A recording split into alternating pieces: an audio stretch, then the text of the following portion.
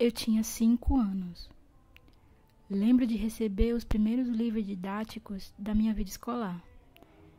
Euforia é um termo simplório para o frenesi de todas as crianças da Escola Estadual Monsenhor Alfredo Pegado, escola primária da comunidade de Mãe Luísa, zona leste de Natal.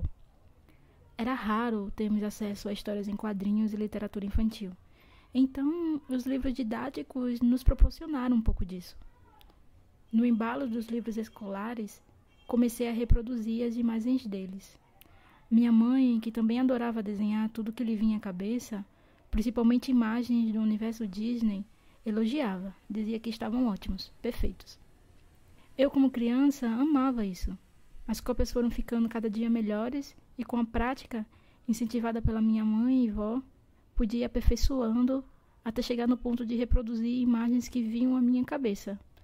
Mas, apesar disso, eu sentia que não estava bom, já que não se pareciam com as imagens dos livros.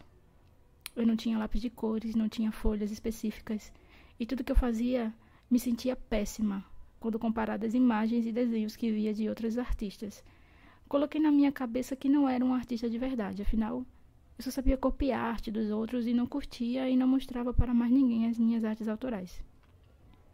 Em meados de 2013, concluí o ensino médio, e senti que precisava cursar artes visuais para sentir confiante com a minha arte. Naquela época, eu era uma garota que sofria muito com acne e sobrepeso. Tinha vergonha do meu corpo, do meu cabelo, tinha vergonha de mim. Não me cuidava além das necessidades básicas. Não sabia me cuidar. Achava que nada iria mudar. Após o SISU de 2014, quando percebi que havia passado, não percebi os problemas que iriam complicar esse processo.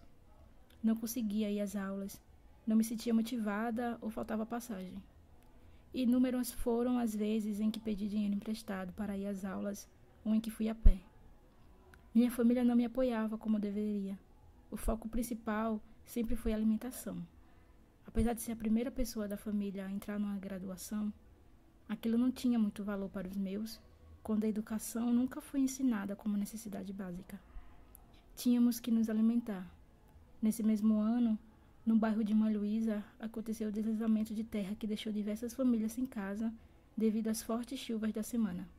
E de alguma forma, eu senti que tinha a responsabilidade de ajudar naquilo. Estava cheia de ideias, queria abraçar o mundo. Começar a escrever em um blog já havia um tempo. E com escritas, muitos desenhos me vinham à mente com uma frase ou uma palavra. Parecia que as duas coisas tinham se entrelaçado e, para mim, estavam interconectadas. Comecei a produzir o projeto Mãe Resistência. Eu não sabia o que era produzir. Não sabia o que se precisava para construir um evento. Foi tudo sendo amarrado, com indas e vindas a pé, atrás de alguém que ajudasse de alguma forma. Construí o evento durante 3 edições, que se resumiam em uma mostra de artes de diversas esferas com arrecadação de suprimentos para os desabrigados da chuva. Não consegui mais apoio, o evento estagnou. Nesse período fiz de tudo um pouco. Achava que liberdade era fazer o que me vinha à telha. Mochilei para alguns estados. Sofri diversos abusos nesse período, que só percebi seriam abusos atualmente, depois de quase 9 anos. Em 2015, o meu primo faleceu. Foi desolador. Ele foi criado comigo e durante anos me protegeu de tudo. Ele havia sido morto pela polícia na tentativa de fuga para outro estado. Foi muito difícil para nós, já que não o víamos fazia 5 anos. E agora tínhamos que enterrá-lo. Nesse mesmo período, conheci uma moça e fomos morar juntas. Abandonei o curso de artes visuais e comecei a tatuar. Achava que seria feliz, longe da violência e lembranças que me angustiavam. Mas então, a diferença de classe e o bairro de onde eu vinha pesaram muito no nosso relacionamento. A família nunca aceitou. Durante anos precisei me esconder no banheiro quando minha sogra chegava. Não percebia a violência que isso era. Não contava às pessoas. Achava que eu tinha que passar por isso mesmo. Fui observando os meus desenhos e, naquela época, comecei a escrever em um outro blog, como anônima. Ideias e pensamentos que me vinham.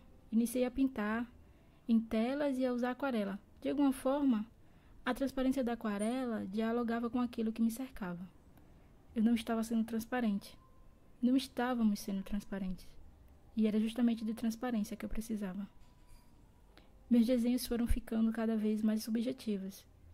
Escrever e desenhar tinham se tornado os meus refúgios.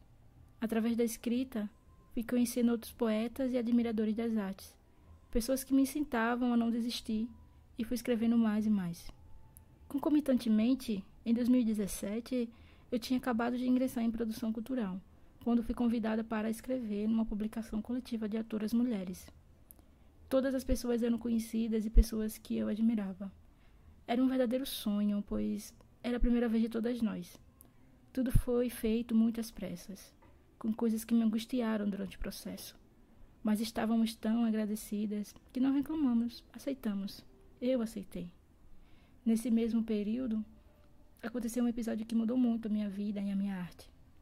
Eu estava entrando em depressão. Não percebia, achava que meus problemas em me comunicar, minha falta de vontade de sair e a aflição se devia à minha pressa em concluir o curso. Tudo veio a piorar quando a violência machista atingiu a mim e algumas pessoas à minha volta. Fui colocada como culpada e fofoqueira quando relatei a situação. Me sentia extremamente frágil e sem saber o que fazer. Vieram crises de ansiedade. Achava que estava sendo perseguida. Tremores me invadiu à noite. Sonhava coisas bizarras e ninguém entendia. Eu precisava me manter firme e aguentar todos os olhares das pessoas que sabiam de tudo e ficaram ao lado dele. Eu sentia que ninguém se importava. Fui deixando tudo de lado. Tranquei a faculdade. A única coisa que sabia fazer era escrever, pois achava que ninguém me ouvia. O comum da depressão é todos irem se afastando de você. As pessoas que amava foram se distanciando, porque naquele momento eu era uma pessoa que só reclamava e não saía do lugar. Eu estava entorpecida de remédios e precisava que me ajudassem a pagar. Para as pessoas, eu havia virado um prejuízo. Foi assim que me sentia. Ninguém realmente entende a dor psicológica que o outro sente, até que sinta algo semelhante. Após internações, conflitos familiares e tentativa de suicídio, posso dizer que construí muita coisa através da hipersensibilidade que se tem quando está com depressão. A necessidade de comunicação é o motor humano. E através da arte, eu comunicava o que sentia. Através da arte, eu vomitava tudo. Nesse período, aos trancos e barrancos, fui convidada por Rose Nascimento a entregar o coletivo de cinema negro Mulungu Audiovisual. Realmente, posso dizer com toda a certeza que foi a minha experiência profissional mais sólida.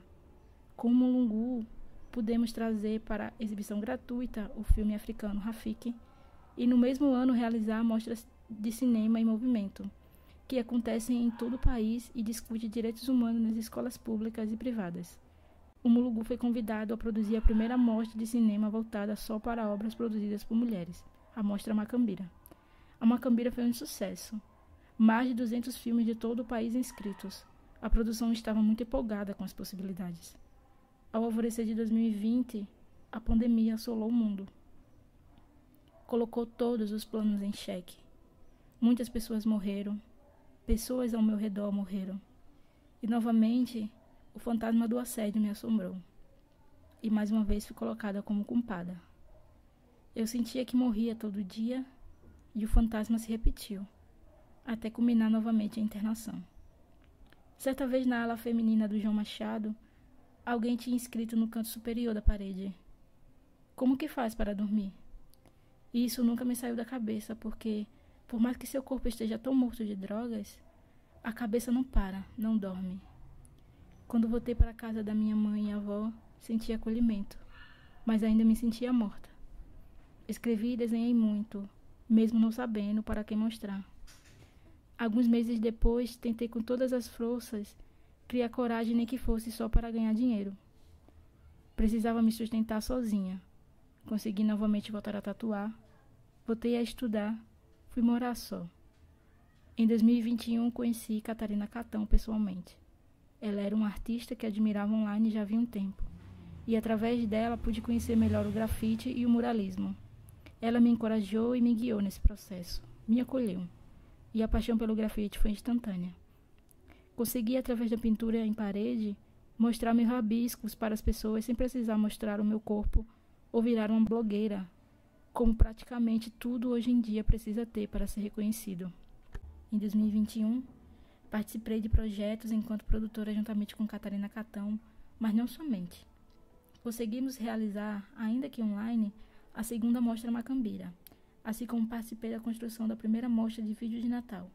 Nesse mesmo período, lancei o meu segundo zine, Poesia Suspeita, através de oficinas em Nelândia, realizada pela Anzóis Produtora. Atualmente ainda estou concluindo o curso de produção cultural, concluindo o TCC, em que trago a questão do apagamento do poeta Edgar Borges, Blackout, para a literatura potiguar.